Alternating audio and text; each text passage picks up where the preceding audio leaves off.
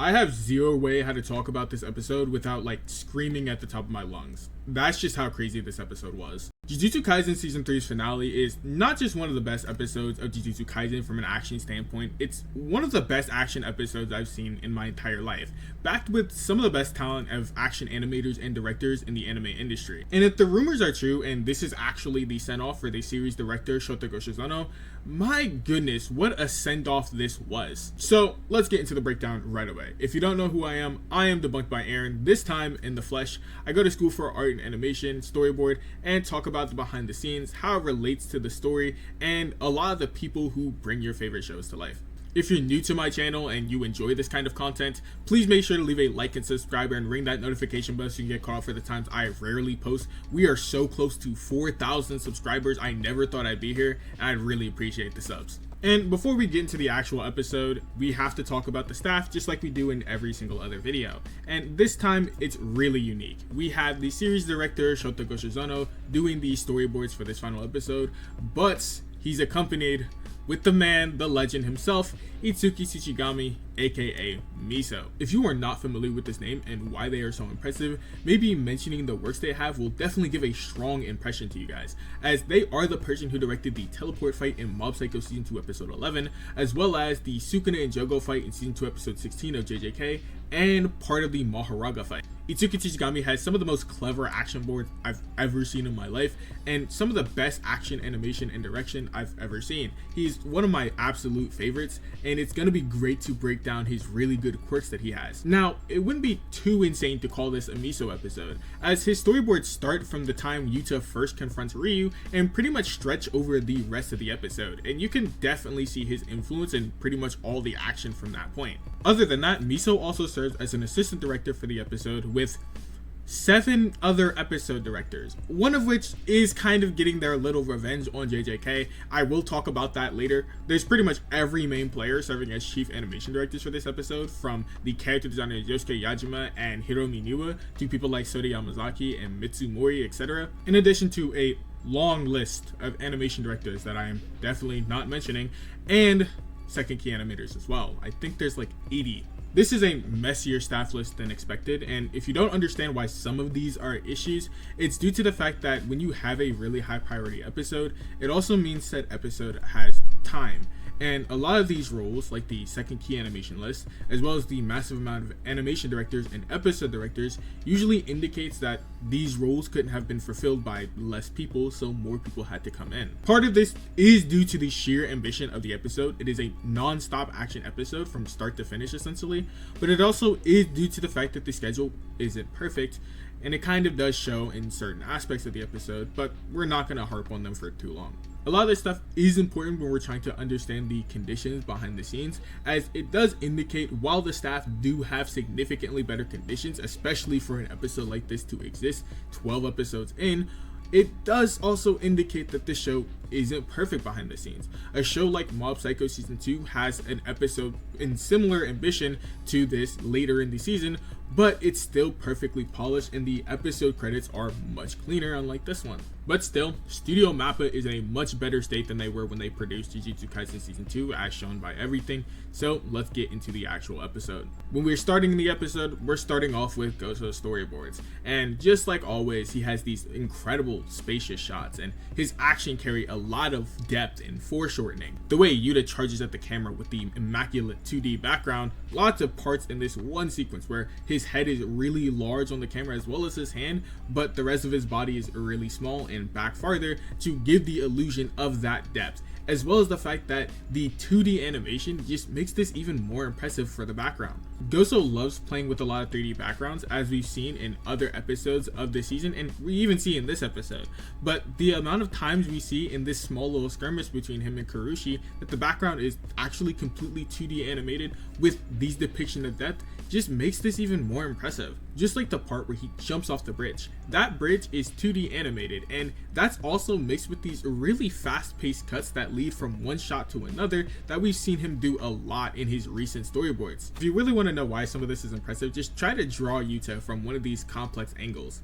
then try to draw him over and over again, and then try to draw the background. Like, imagine the background in this warped kind of space being drawn over and over again, and that's why it's so crazy. We then get the scene where Yuta is running away from Kurushi, and it's still in these complex perspectives, but it transitions to a really good dynamic 3D background scene that is animated by the one and only Masahiro Tokumaru. We're not just getting 2D backgrounds anymore, we're getting 3D dynamic backgrounds, and this feels very similar to one of the ODM sequences you'd see from Arifumi and Mai and other AOT staff. Tokumaru has been doing dynamic 3D background parkour-esque scenes all season. He did it with Reggie and Megami, he did it with Yuji versus these curses, now he's doing it in the final episode, which is not even the only time he's going to do this, but it's still that insane. For an animator that loves playing with things like 3D, especially in his effects animations, working with somebody like Gosso, it's quite literally a match made in heaven. I really like how, I don't know how to pronounce it, I'm just going to type it, animates Yuta taking out a lot of Kuroshi's cockroaches looks. The way his body is morphing and animating, it feels like he's animating Kuroshi's body in the same way he's animating the fabric he's wearing, and it's kind of satisfying to me, I don't know. We get a near flawless rotation before Kuroshi's cockroaches get wiped out, and a really good expansion on the source material.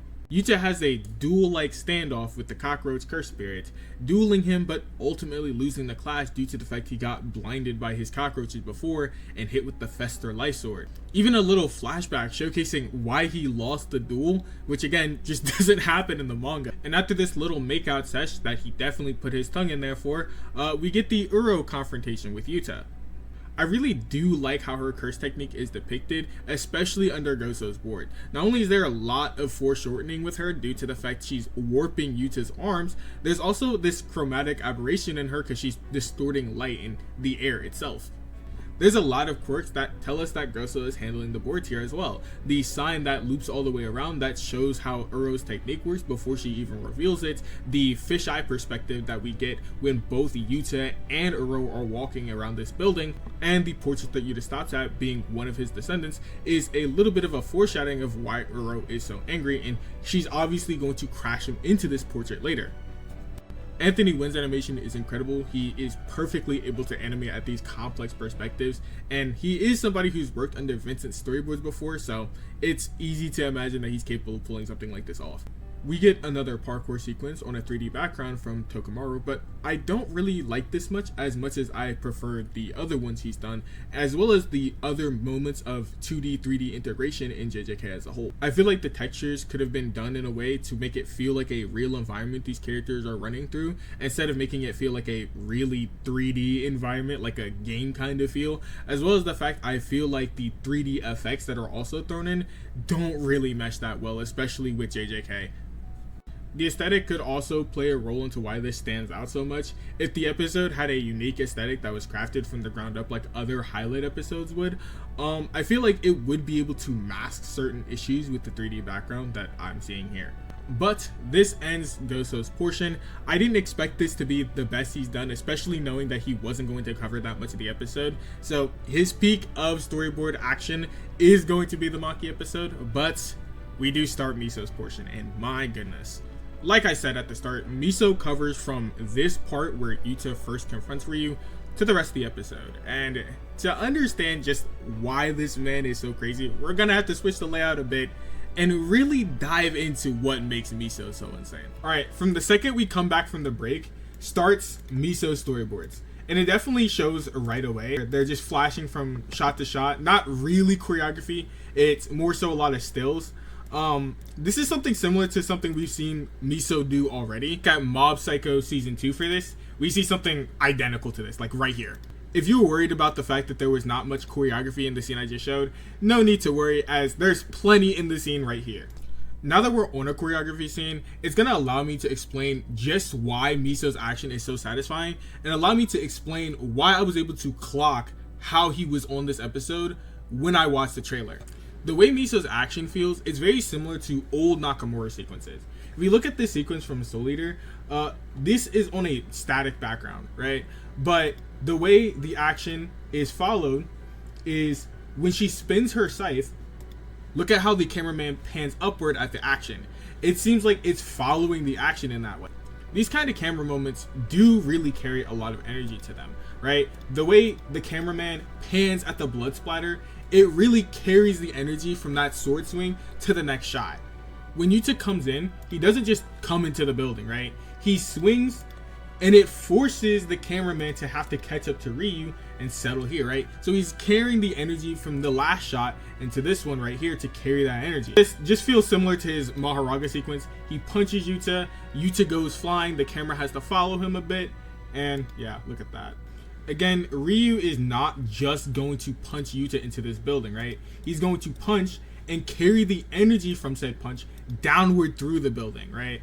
He's not just going to fire a beam at Yuta. The cameraman is going to follow the beam as it's traveling through the building. It's carrying the energy of the beam through the building. Also, very clear Kaito Tomioka effects. The little swirls in his effects animations is something you often see him do.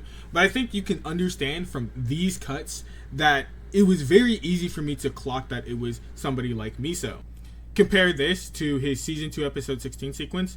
In this sequence where my glorious Megami has gotten hit, he's not Potential Man. The camera panned over here, right? And then the camera pans over here. Why? Because the rabbit's coming in, and then it carries the energy to the next shot as the rabbit's jumping forward. And then Toji's gonna grab him out the air, stopping his momentum, right? It zooms out there. The camera's gonna zoom upward because the next rabbit is gonna come in, and that's gonna lead into the next shot, right? So you can see how this energy just creates this really nice, satisfying pace that leads from shot to shot, and why Miso's action is so good. This sequence I want to show next, this is Shotaru Ban sequence, and I really like it, not just because the animation's really good, but also because the aesthetic almost entirely changed, right? So because there's no lighting in here, it goes into a more Zenkagi-esque aesthetic, right? So we see characters with minimal shadows, minimal to no shadows, like Ryu here, and he's drawn completely differently. Instead of having all the shadows and stuff that he did previously, his line work is now a lot more highlighted. This feels like a drawing you would see in season 2 episode 16. It's some of the coolest stuff we see. This is one of the most complex, ridiculous sequences. We're talking about a sequence that is on like what it appears to be an ever-changing 3D background. I think that's a 3D background. And you're having four characters essentially having a free-for-all in the middle. First off, Rika is not an easy design. Like, she's massive, bruh. She's massive. She's not really that humanoid. And you're dealing with, again, all this stuff on the screen at once. Yeah, Miso's able to give them a lot of focus, right? And it's really impressive. I don't think I've seen much stuff like this. In the manga, it wasn't really that much of a free-for-all. It seemed like a lot of them were just ganging up on Yuta. But it really feels like an every man for himself kind of situation in the anime. Now, you gotta find a way to give these characters focus. So while Yuta's fighting, right, we're gonna pan upward to the back to showcase what's happening. And in this direction, Uro's gonna fly out upward in the next shot. So he's still carrying that energy from like shot to shot. It's just done in a different way. Again, Uro's gonna make Rika punch herself, and that energy punching downward is going to carry us downward in the next shot, right? And we're keeping that focus. They're fighting in the circle. Uro's going to pull Rika down. She's actually kicking Rika's ass, by the way. And yeah, so we're going to carry that energy to Rika in the next shot. I also like Yen BM sequence in this episode. It's really short. It's like 5 seconds. First off, he animates the whole background, by the way. And the way Rika is drawn, she looks like Maharaga. She's completely different than her normal design, and I think that's kind of funny. And now we get it. The three-way domain. The best three-way of all time. One, it's incredibly manga accurate. Two, the Yamaso corrections are just jaw-dropping. This might be the thumbnail, by the way. And three, it's a little nerf from the layout. The layout had a bit more movement that had a little bit more in it, and I really wish that was kind of translated over to the final product, but with the curse that nobody invited. This shot's obviously animated by Yuto. The very incredibly snappy timing and the effect shapes were a dead giveaway for Yuto. Like, he likes to put like circles, like a lot of circles in his effects. It's very clearly who he is. And yeah, just nice animation. I didn't expect him to go all out, like do like a 1 minute sequence like he would on season 1 because he's been on Yaiba, but what he has here is still really, really nice. There's like a Twitter account that specifically, and I do mean specifically, post Kurushi content. Like, it's so funny. I think they're like Kurushi's #1 fan. Like, I think that's literally their name. It is so funny seeing them like post like they're really Kurushi or like the biggest Kurushi fan ever. Like, it's the funniest thing ever. I don't know why I find that so amusing, but it is. And again, we had to go manga accurate one more time before the big guns. Here, I almost shed a tear. At this beam clash, I almost shed a tear. Not just because it looks gorgeous, and not just because they played Aizo, like the opening, over the fight scene, like it was a Black Clover fight scene, which will never not be cool, but also because who's animating it. If you don't know, this is animator Takumi Nakahara. If you missed it, I did skip over his scene that he animated before in this episode. And he's one of the best animators in the industry. He consistently works with these artists. He's really known for having a ridiculous quantity of effects animations, and oh my gosh, the density of effects animations there are on the screen for like the entire minute. This is something that you would see like Nozomu Abe at Ufotable do, right? And it's just as glorious here, right? The reason why I'm really happy that he got a sequence like this is because this is basically a revenge for what happened with season 2. If you don't know, Miso, who had worked on season 2, I think he talked about how he would show up again if the conditions were better, right?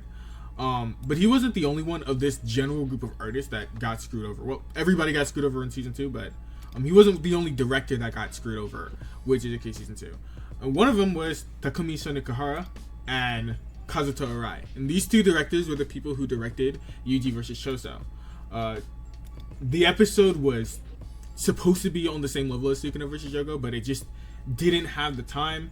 It was to the point where Kazuto Arai was tweeting on his Twitter, retake, talking about the amount of retakes he had to make due to the fact that the schedule is so bad he couldn't finish the episode in time. So what you had was an episode that, while it looked really good, a lot of the animation didn't come out the way it could have. You had a moment in the Yuji vs. Choso bathroom scene where the camera just goes to Yuji's leg, and that's not supposed to happen, right? And you have like pretty choppy moments in this fight scene, like how Yuji just flips like this. And again, this is not how Takumi Nakahara's action choreography is. If we look at the work he did on Fate Camelot movie 2, yeah, the action sequence, the choreography is a lot smoother here, right? In conjunction with the high density of effects animations, because, you know, this is still the same guy. And I didn't mention it, but Takumi Nakahara was one of the 7 episode directors that there were, right? So it's likely for these sequences, he was directing them. And that's why it's so good, right? It's so good. He really got this show out. And this is one of his best sequences, if not his best on a TV anime, right? We don't see, the only sequence that we see of his that has this level of effects density is a sequence he did on Haikyuu Goes in Mob Psycho Season 2 Episode 5. But even that one, I wouldn't say it's as impressive due to the fact that it just doesn't go as long as this one does. This is like almost a minute of content. Over a minute of content, actually. And this is just this one sequence. I'm not even talking about the other sequence. And this is also assisted with Kazuto Arai. I think he did second key animation for this. So again, it's really incredible to not only see these two back, but see them do a sequence that is this good. This will be remembered by everyone, right? Everyone is going to remember this episode. And they got to come back with like a sequence like this. This final action sequence, this final choreography sequence, it's just these two slugging each other. You really get an impression of how many swings they're doing, how fast they are, just by how large the spacing is. Like, look, Yuta's arm just goes boom, boom, and then it's already in Ryu's face, right?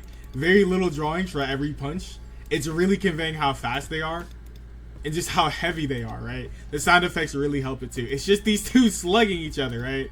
Right? This is the conclusion. This is just the most shonen thing to shonen, like the limited sequence of these two.